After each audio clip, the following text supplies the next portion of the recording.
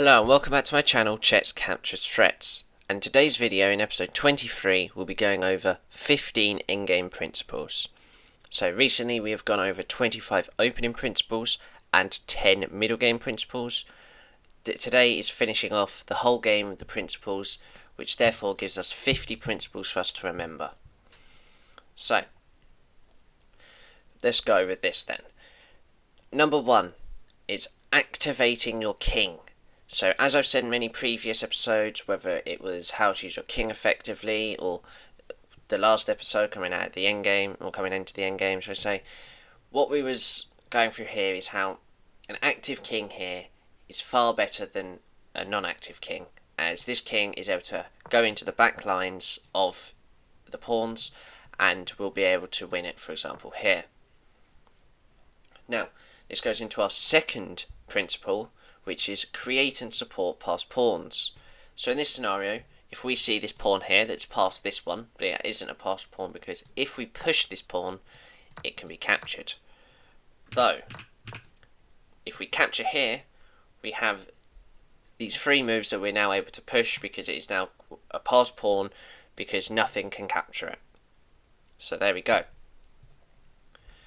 Number 3, which is correct exchanges.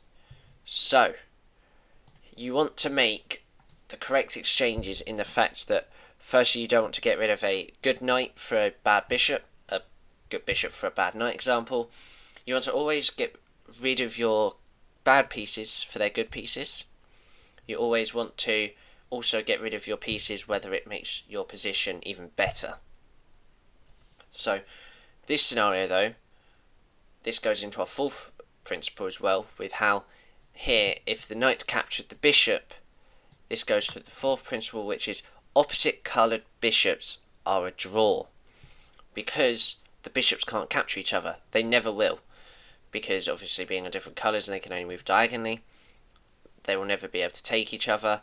And all the pawns have got to do is go on the same colours as the bishops, and each bishop can't capture any pawns. And it will therefore be a draw. So, there is that. Number 5 is rooks behind passed pawns. Now we've gone over this a few times as well with how to use your pawn effectively, how to use your rook effectively, and the middle game and end game stuff, etc.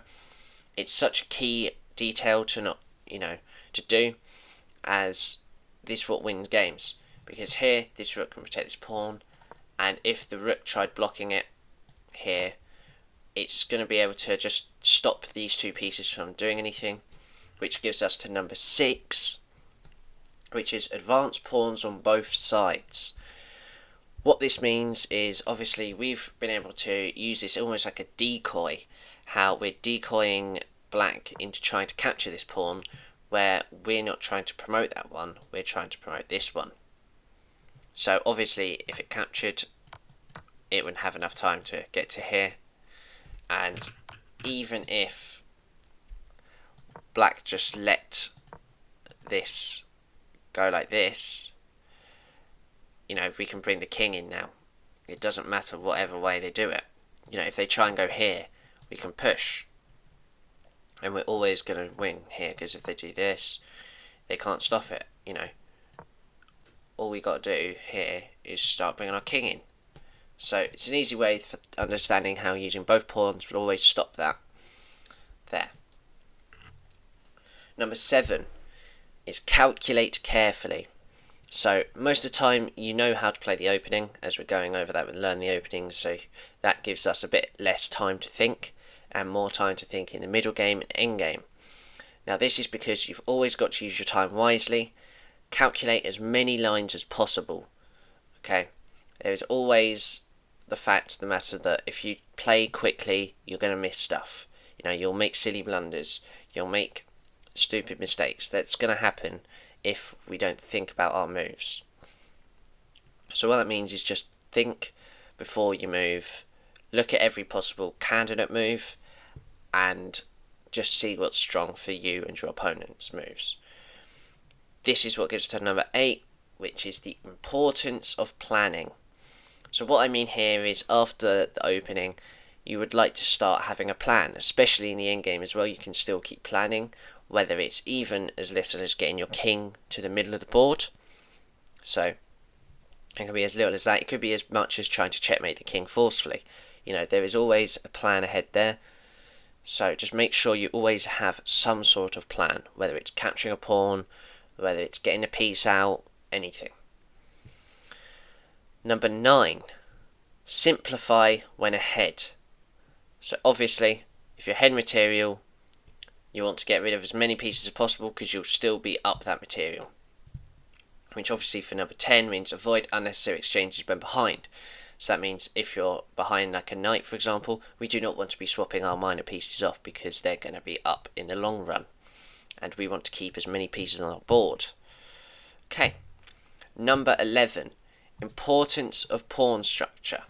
So, looking at this position, black's pawn structure is something of not very good due to the double pawning here, which is not going to help him in the slightest.